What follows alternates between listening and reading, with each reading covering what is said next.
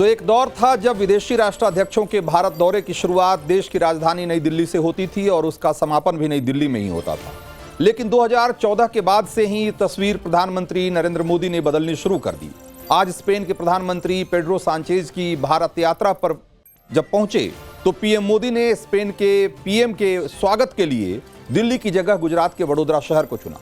वडोदरा में खुली जीप में पीएम मोदी और सांचेज रोड शो के लिए निकले तो सड़क के दोनों तरफ उनके स्वागत में तालियां बज रही थी और हाथ लहरा रहे थे। स्पेन के पीएम पेड्रो सांचेज की यात्रा पीएम मोदी की उन महत्वाकांक्षी योजनाओं से जुड़ी हुई एक बड़ी पृष्ठभूमि में हुई है जिसे पीएम मोदी ने अपने शब्दों में वोकल फॉर लोकल और लोकल टू ग्लोबल कहा है। सांचेज को वडोदरा में लाकर पीएम मोदी ने साबित कर दिया कि वोकल फॉर लोकल उनका चुनावी नारा भर नहीं है।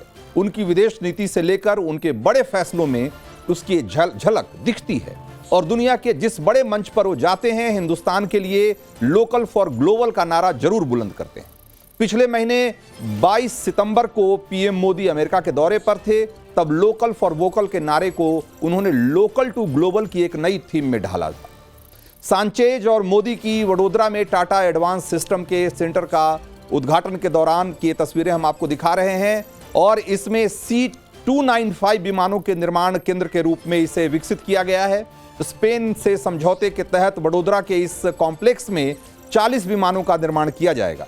भारत ने स्पेन के 7 सितंबर 2021 में भारतीय वायुसेना के पुराने हो चुके एवरो 748 विमानों को बदलने के लिए स्पेन के एयरबस डिफेंस एंड स्पेस के साथ लगभग 21,000 करोड़ रुपए का सौदा किया था।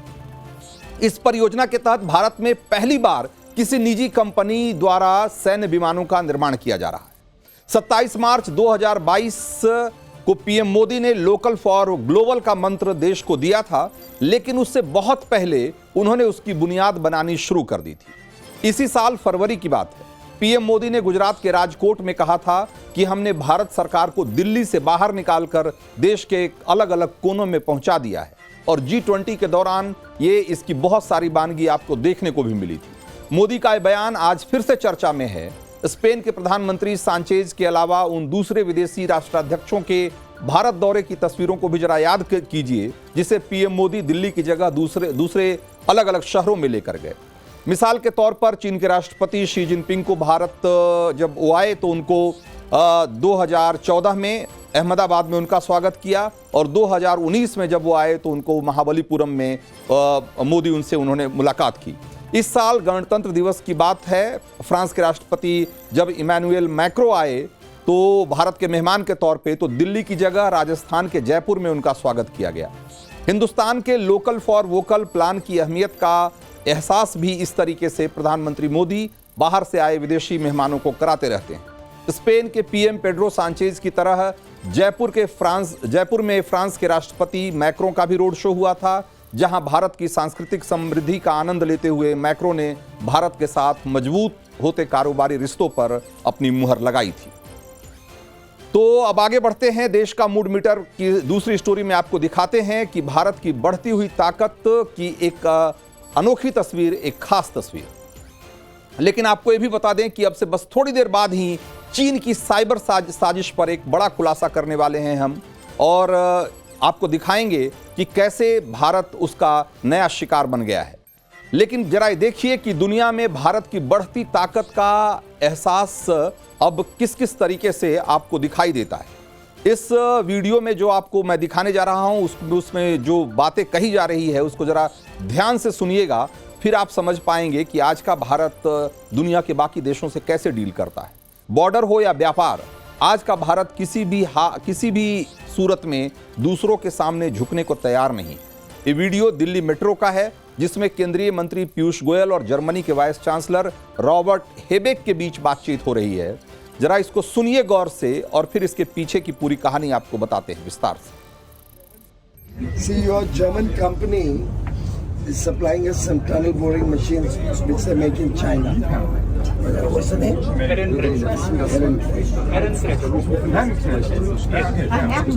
But China is not allowing them to send it to India. They're producing in China? Yeah. And some component going from Germany, but We most should of it stop made in buying China. German equipment now. See, your German company. तो आपने देखा कि कैसे पीयूष गोयल ने Germany के vice chancellor Robert Habeck से चीन द्वारा भारत को जर्मन टनल बोरिंग मशीनों की बिक्री रोकने के मुद्दे पर उन्होंने कैसे उनसे बात की। गोयल ने साफ शब्दों में कहा कि अगर कोई समस्या आती है तो भारत जर्मनी से टनल बोरिंग मशीनों की खरीदारी बंद कर देगा।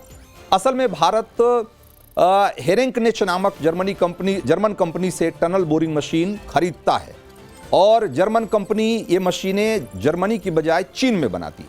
पीयूष गोयल ने जर्मन मंत्री को बताया कि चीन अब भारत को टीबीएम यानी कि टनल बोरिंग मशीन की बिक्री में खलल डाल रहा है, बाधा डाल रहा है। इसकी वजह से भारत में महत्वपूर्ण इंफ्रास्ट्रक्चरल प्रोजेक्ट्स पर बुरा असर पड़ रहा है और हेरेंकनेच की जो टनल बोरिंग मशीनों का उपयोग है वो भारत की कई बड़ी परियोजनाओं में हो रहा है, जिसमें कि दिल्ली, बेंगलुरु, चेन्नई, कोलकाता में जो मेट्रो के प्रोजेक्ट्स चल रहे हैं उसमें तो ये टीबीएम इस्तेमाल हो ही रहा है। इसके अलावा अहमदाबाद, मुंबई में जो बुलेट ट्रेन की परियोजना चल रही है उसमें भी इसी कंपनी का टीबीएम इस्तेमाल हो रहा है। इसलिए पीयूष गोयल जर्मनी के वाइस चांसलर के सामने कह रहे हैं कि हमें जर्मनी से मशीन खरीदना बंद कर देना चाहिए, क्योंकि वहां से जो चीन में बन रहा है टीबीएम उसकी वजह से हमें दिक्कत आ रही।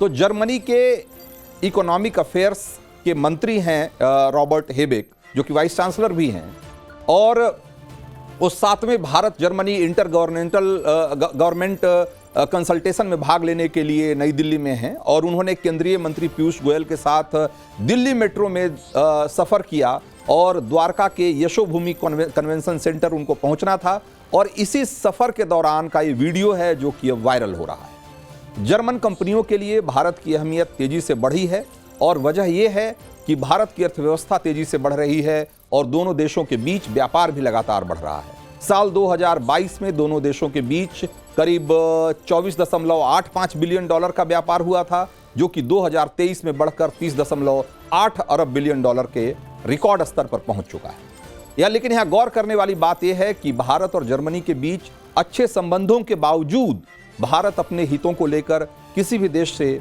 दो टूक बात करने में नहीं हिचकता है।